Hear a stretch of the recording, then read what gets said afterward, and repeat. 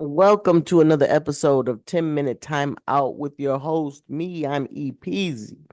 And there is plenty of things to talk about, guys. We got the midseason tournament underway.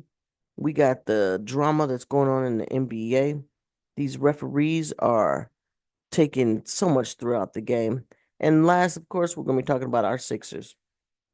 So hold on tight because this is going to be a doozy. And it's definitely going to go past 10 minutes. So, first of all, the tournament. So there are no undefeated teams anymore.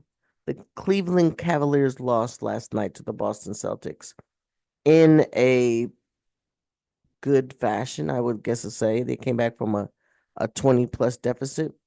And I was expecting Donovan Mitchell to just unleash, but something was off with them. They didn't have the energy that they usually have. Their point guard was not filling the court.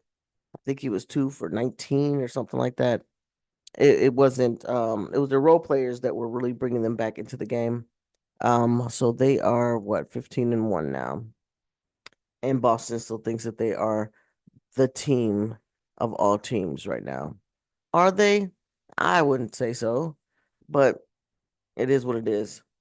The San Antonio Spurs, without Greg Popovich, heal up soon. Coach P. Um, they are doing well. They won what 10 games last season. They're at 7. They beat the Oklahoma City Thunder last night. They beat them pretty bad too. It wasn't a blowout or anything, but they from start to finish they were just ripping the OKC Thunder apart. And yes, Shea Gilgeous-Alexander did play last night. Um, he wasn't getting into paint like he usually does. He had a couple of sprints here and there, but they closed that up.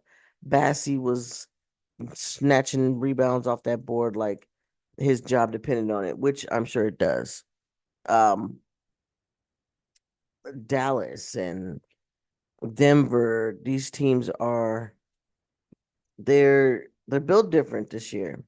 They do have some different players. Russell Westbrook got a triple double, his 200th triple double. Congratulations to Russell Westbrook for that. Um, Also, Dallas has Klay Thompson, so that's a different dynamic. With Doncic down, he has to step up even more than usual.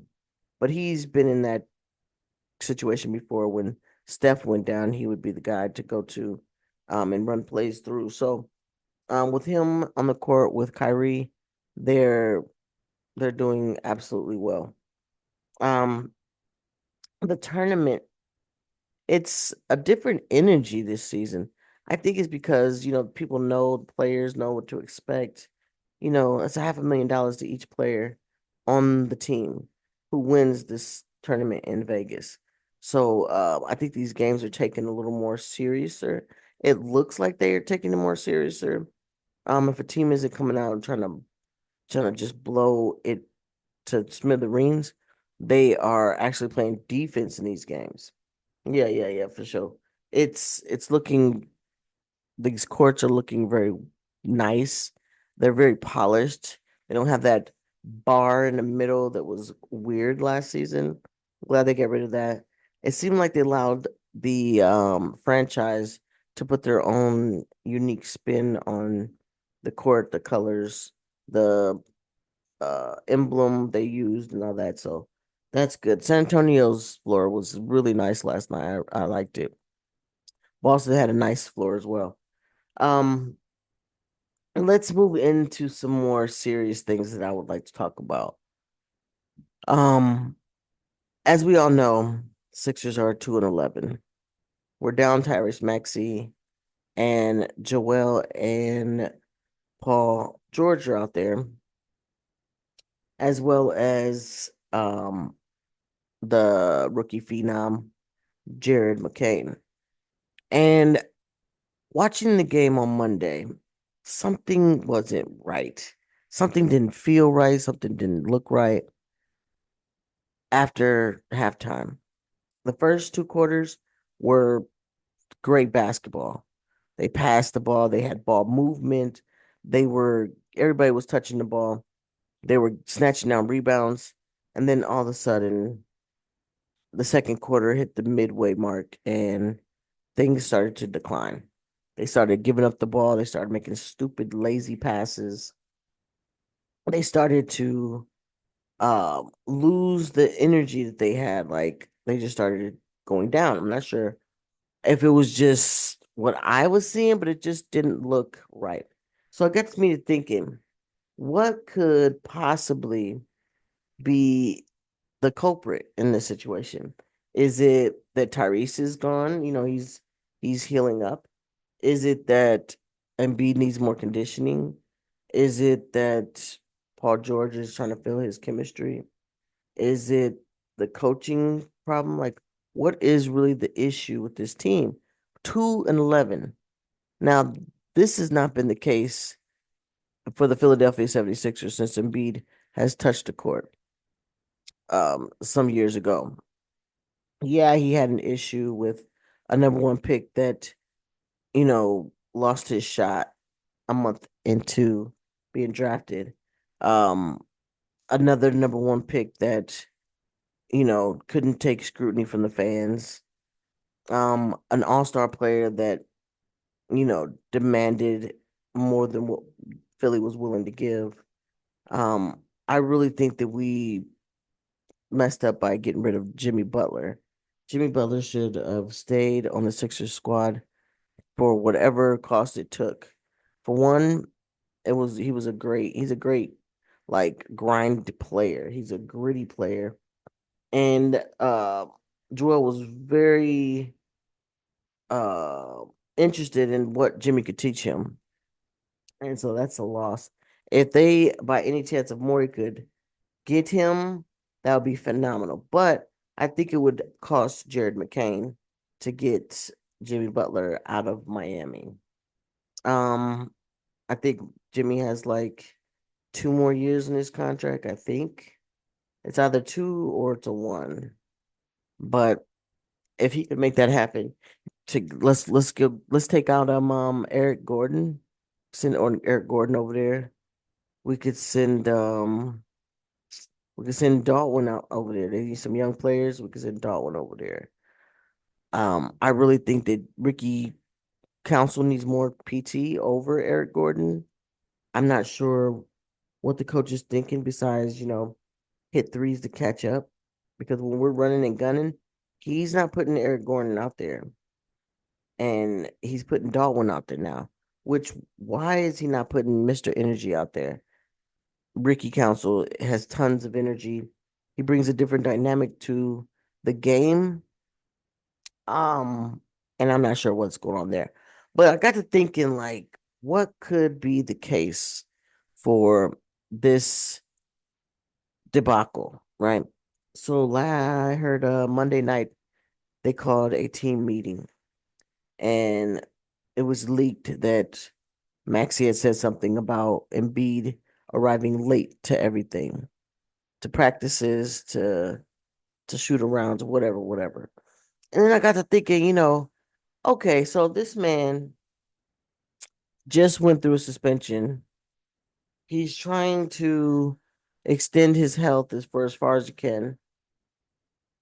And this reporter, you know, talked about his family, talked about, his deceased brother, and Embiid got penalized for it, but the reporter didn't. At least publicly, we didn't know that he got reprimanded. I'm pretty sure if he did get reprimanded, it would have been publicly, or somebody would have leaked it out by now. Um, but I was thinking, like, does Embiid feel like he doesn't have the organization behind him? He goes out there and tries to play his hardest and does everything he can for this organization, and they're not even looking out for him as far as protecting his family.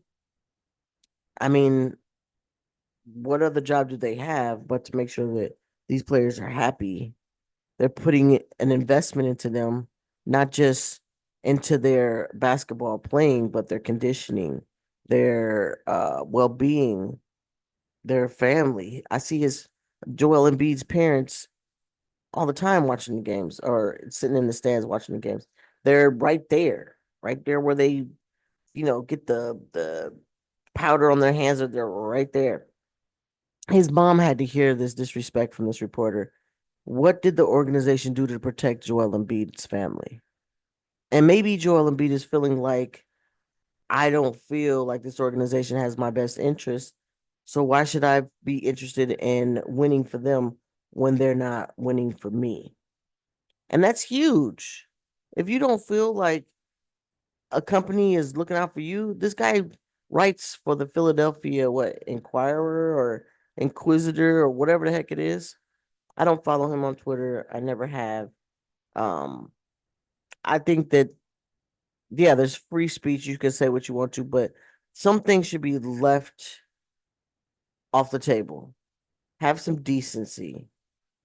Do you have no regret or no uh substance about you that you can write something else other than about somebody's feelings towards their missing deceased family members? Like that's garbage and it's trash to me. I think he meant to poke the bear. And I think he wanted to get clicks, and he wanted to get um this polarized. This isn't the first time that he's written something crazy, not just about basketball players either. Um, so what is Nick Nurse, Daryl Morey, um, the powers that be in Philadelphia doing to protect this man and his family, his wife, his son, his mom, his dad, like his family? What are they doing? If you're getting, if you're in a company and you have an invested interest in helping this company be successful, shouldn't they have a vested interest in you being successful? Yeah, they pay money to get you there, but what else are you doing to make sure that I'm okay mentally with all these things that's going on with social media, people tearing him up? He told the guy, "You can talk about me, you can say I suck, whatever, playing basketball, but don't ever talk about my family." Like, what makes this media think that it's okay to do so? Why are they in the locker room? Why are they in the locker room? I mean, is this Embiid's goodbye statement? Is this his way of saying, you know what? You don't care about me. I'm not going to care about this team. I'm playing so I don't get fined. I'm playing because I'm contracted to, but I'm not putting the energy that I used to have for this organization into it because this is what y'all doing. And this is almost like a pattern for Philadelphia. I mean, look what they did with Allen Iverson. Come on, man. Allen Iverson is Philadelphia. And look what they did with him. It's crazy. Look what they continue to do with him. He's not the only player that they just let go. And just, okay, we can let you go. We'll just let you go and move on from it. I mean, look what they did with Jaleel Okafor. Just go back into the history and check out these decisions that were made based on what? It's not performance. You guys weren't even wanting to play him. But anyway, don't let me go off track and start thinking about this stuff because I was thinking about it for the last couple days and I was trying to get my head wrapped around about why would he come out and play the game the way he's playing. You see his shot is it's not even his shot. It's like he's not the effort is not there. It's weird. It's something is totally off. And I do believe that it's something to do with the organization not having his back in this situation. What I found out was that the organization pulled the reporter to the side and apologized profusely. And they were totally on the reporter's side. Oh, he shouldn't have did this. We are so sorry. Da da da da da. But what did they do to help Joel? Did they warn him about the article? Did they give him a heads up about the article? Did they mention to the guy, you may not want to come into the locker room? Like, what are they doing to protect our players? Get out of the locker room, first of all.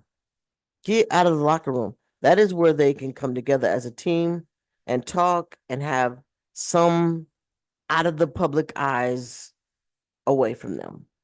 They're in there, they're half freaking naked. They either won the game and want to celebrate or lost the game and want to mope about it. Whatever the case is, you're in their personal private space. And I don't think it should be a space for the media to be in. With the mics all in their face, these guys are still sweating and half dressed, like you're asking stupid questions. Like, come on, man. Everybody's seen that Russell Westbrook meme about him telling the media that they crazy. Like, you tripping. Like, because they act stupid in there. What are you doing in there? They also talk to them outside on the podium too. So why can't you just wait until they come out? Why do you have to be in the locker room immediately after the game? I don't know if it's like 10 minutes, 5 minutes, 30 minutes. I don't know. But why? Why are you in the locker room? And why isn't people making more of a fuss of this? I don't know if it's in their contract that they can't make a fuss about it, just like they can't say anything about the referees. But me as a fan, I'm not even in the locker room, and I don't think the media should be in the locker room. Period. Male, female, purple, green, or orange. I don't think they should be in there. Period. And another thing, the officiating. What the heck is going on? I watched the game last night with uh the Boston Celtics and the Cleveland Cavaliers, and they were just letting them play, but then letting ticky tack fouls get called. Like, what? Like, literally, Donovan Mitchell got ran into by Jason Tatum. Was it a flagrant? No, it wasn't a flagrant. He was going for the ball. It was just rough. But they paused the whole game to make sure that it wasn't a flagrant. But that's evident. I mean, the boy's mouth was bleeding. You had to go check. You had to go do something. But other fouls, when they're in the air and you smacking them down to the ground, they're like, "Oh, you don't keep playing. Let's just keep playing." But then you come by and you just hip check somebody, or you're not coming off the screen right. They call them those weird fouls. Like, what are you doing? These referees are picking and choosing when they stop the play of the game, and it's aggravating to the fan and myself, and I'm sure it's aggravating to the players. They're taking all the fun out of this game, and I don't like it at all. The juice of the game is really weird right now. It's almost like if somebody were to say, what's the best part of watching a basketball game? Nobody's gonna say the officiating. Nobody, as they shouldn't. But it should be like, the back and forth where the ball is not slow down. It's back and forth, back and forth, back and forth. The up and down, the defense that they have to immediately put on, the offense that has to break down the defense, like the action. So what is going on with this officiating? The grit, they're taking the grit away from the game. And then they're calling technical fouls for somebody just looking at another player in a certain way. Come on, man. Like, that's crazy. That is competition. That is competitiveness. You dunk on somebody or you block their shot, of course you're gonna make a sound. Of course you're gonna, you know, be up in arms about it. Like, come on, man. Now they're calling technical fouls on all that stuff. It's making the game real weird, and I don't like it. I don't like it. Drill squad, you have got to put your 2 cents into this. You got to let me know what you feeling about this officiating, this tournament, this Embiid situation, Sixer situation. I know I'm always going to be a fan of the Sixers, but I'm also going to point out things that I point out. Something is off, and I think it's the organizations not having the back of one of their players that I don't even care if they paid his fine for him. That's not having his back. That's not reassuring him that his family is safe from scrutiny. Like, who is letting these players just, or these media people just talk crazy like this? Don't they have an editor? And the editor read this and thought, oh, this is cool. This is going to get us a lot of attention. Because that's all they want is the attention. So don't give it to them. Unfollow these creeps. You know, get out their way. If they don't have an audience to talk to, they're not gonna have nothing to write about. Or then the opposite can happen. They can start even making bigger headlines as far as um, saying even weirder, some crazier stuff. How would that reporter feel if we critiqued everything they did in their life, their family life, not their work life, but their family life? Talked about his wife or his kids. That's off limits. Nobody should have the right to be able to attack somebody's family just because they're in the eye of the spotlight. Actors and actresses, they fight against that. Professional basketball, soccer, football players, they fight against it as well. They want to keep their private life private. They're in the limelight when they're in the limelight. But those 2, 3 hours that they're on the court or on the field, then that's the time that you should scrutinize. After that, it should be off limits. Period. Don't forget this month is caregiving month. So if you know a CNA, uh, uh, a PA, a home health aide, make sure you check on them. Make sure that you recognize their need for interaction with people outside of their job. All you gotta do is smile. Sometimes that's all it's need to be doing. Need to be doing. I got a little Canadian accent there. I'm not even from Canada. Need to be doing. Anyway, um, I'm gonna end this shortly, but I just wanted to say, let's keep cheering and giving good vibes to this team. Is it difficult to do so? It can be, but they still need to be cheered for. It's a long season. It's only what 12 games, 13 games in. We still got 70 games to play, guys. So be cool. I think the Sixers will be fine once they figure out what's going on with them internally because they're playing great basketball. They were up by 19 Monday. 19 just to go down by 20. That's almost a 40-point turnaround. Like that shouldn't happen. But it did because they did lackluster passes. They weren't running plays and execution. Oh yeah, I forgot the main thing I wanted to point out. Inbounds passing. What in the world is Nick Nurse doing? Is it Nick Nurse in his plays, or is it the players not knowing what to play or not to play? What are they supposed to do? They did this lineup to where they didn't know what they were doing. They were picking each other, like literally running into each other, and they got called for a 5-second violation multiple times. Multiple times. That's no, that can't be happening. That can't be what this team um is doing. It's either the coach's issue that needs to switch it up and spread the court a little more or something. Have some kind of inbounds pass going to the rim. Start it from the 3-point line.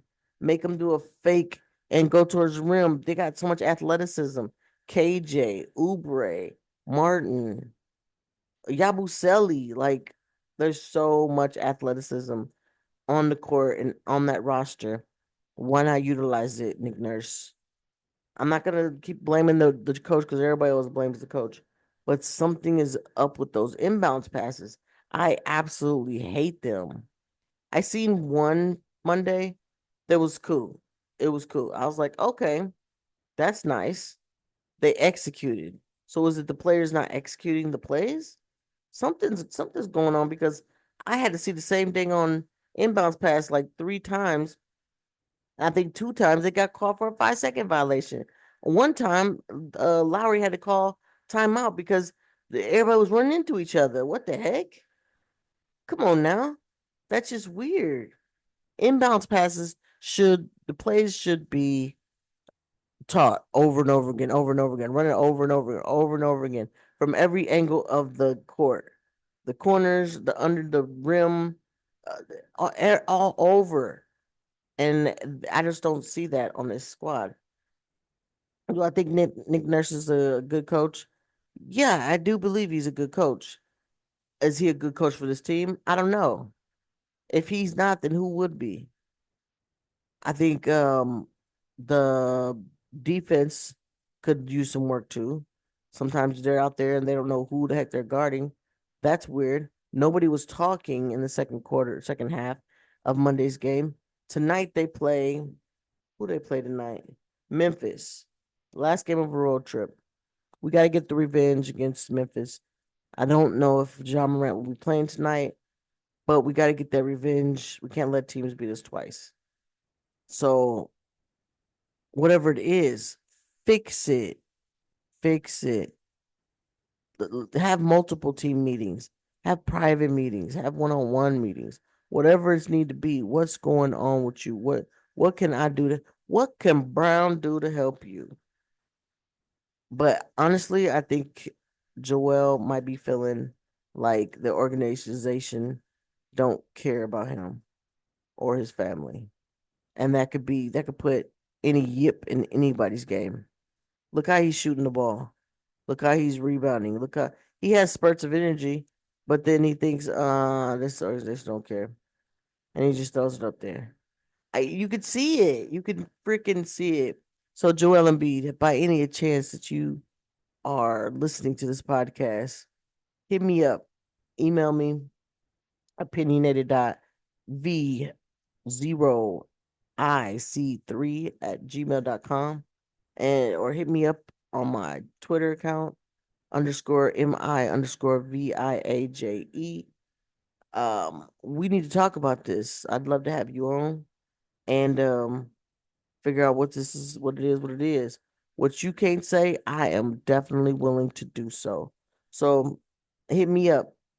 Anyone out there, if you guys got things that you can't say, if you're a player and you want to say something about some officiating that happened, hit me in my DMs on Twitter, on X, whatever you want to call that platform. Hit me up in that DM and I will say it for you. And I will leave you out of it. Give I'm here for you. I'm here for the players. And with that note, drill squad, enjoy the game tonight. Let's hope for a W, of course. Let's hope some health goes through every single one of those players on the court's bodies, even the Memphis Grizzlies. John Morant get well soon. Greg Popovich get healthy soon. Um, also Bancaro get healthy. Who else is not feeling them whole selves?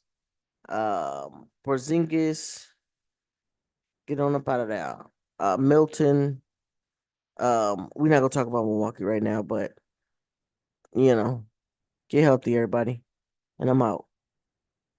This has been another episode of 10-minute timeout that turned into 30-minute timeout with EPZ. I'm your host. Hit me up. Don't forget to subscribe, like, share this with your friends. Peace.